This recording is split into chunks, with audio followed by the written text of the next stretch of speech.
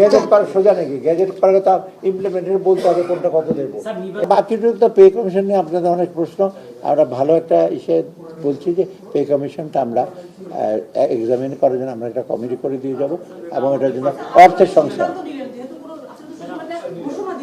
না না সিদ্ধান্ত কি সিদ্ধান্ত না সুপারিশ না না এগুলো ওরা জানে না। পে কমিশন যে কোনো একটা পে কমিশন করতে আপনার 1 থেকে 1.5 বছর সময় লাগে। আমরা ইমপ্লিমেন্টেশনটা আমি যেটা করবো এটা প্রসেস আছে কমিটি, ওই কমিটিটা আমরা করে দিয়ে যাচ্ছি।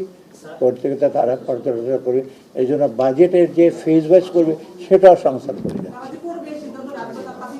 দিয়ে যাব টাকা পয়সা, তারপর বলে যাবো এটা রিকমেন্ডেশন রিপোর্টটা অত্যন্ত ভালো রিপোর্ট হয়েছে।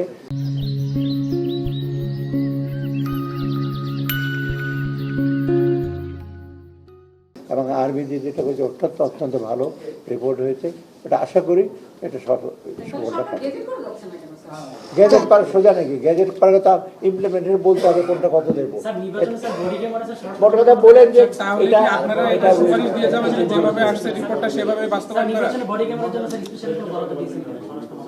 না দিয়েছে বডি ক্যামেরা কিনছে দেখছেন না বডি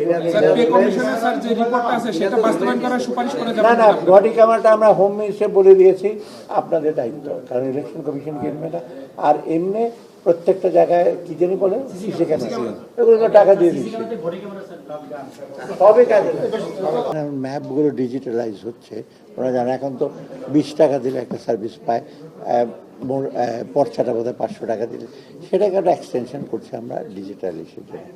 আর একটা ভেরি ইম্পর্ট্যান্ট একটা ইস্যু হচ্ছে আমরা এই যে আপনারা জানেন যে অর্থ পাচারের ব্যাপারে এস আলম বোধহয় একজন কেস করেছে লন্ডনে এবং চ্যালেঞ্জ করেছে ইক্সিডের ওয়ার্ল্ড ব্যাংকের একটা আরবিট্রেশন ইস্যু। ওরা লিগাল ফাইট করে যে আমরা একটা লিগাল লয়ারকে আমরা এঙ্গেজ করবো, কারণ এটা বহু টাকার ব্যাপার। এটা ওরা আবার ওয়ার্ল্ড ব্যাংকের মতো অর্গানাইজেশন কমপ্লেন করেছে, সেই জন্য এটা হলো আমাদের শেষ আজকে। কাকে এনগেজ করেছেন স্যার? এঙ্গেজের নামটা মনে না, একটা ব্রিটিশ বাংলাদেশের না, কারণ ওরা হ্যাঁ না না বিদ্যুতের আপনার আশুগঞ্জের এইগুলো তো এখন সময় আসছে ট্যারিফ রিস্ট্রাকচার করার জন্য। ওরা চলবে আশুগঞ্জ আর অনেক এফিশিয়েন্ট, ওই যে কতগুলো রেট ঠিক করে।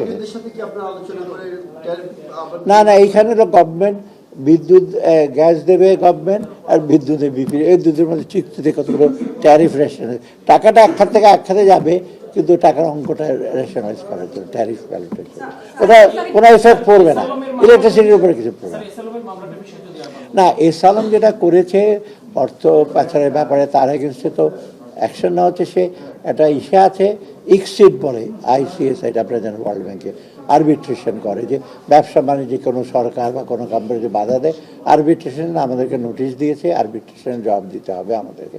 এবং এটা খুব কমপ্লিকেটেড, সহজ তো না এগুলো, সেটা আমরা ওই একজন লিগাল ফার্ম।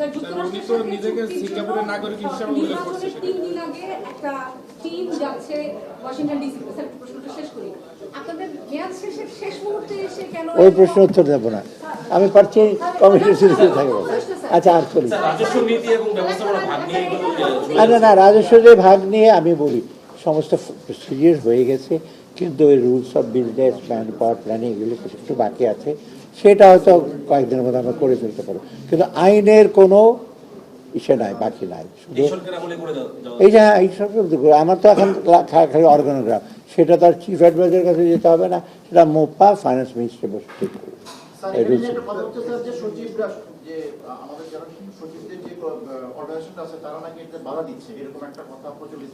সেই ব্যাপারে আমি কিছু বলবো না, বাধা দিল তো এই বাধা আমরা মনে করি খুব রেশনাল জিনিস, সবাই বলছে এটা ভালো জিনিস, এটা না করলে বাংলাদেশের রাজস্ব সেক্টরে কালেকশনের পলিসিতে আপনার কোনো উন্নতি হবে না। কোন চুক্তিটা? সেটার ব্যাপারে আমি জানি না, আমি লয়ারের কথা বললাম, আমি তো লয়ার নিয়ে বলছি, ওই ব্যাপারে তো আমি ইনভলভ না, আমাকে জিজ্ঞেস করে লাভ কি? সেটা আমার সাথে, এটা বাণিজ্য জানে, বাণিজ্য ট্রাকে ছিল তো বসে সাহেব।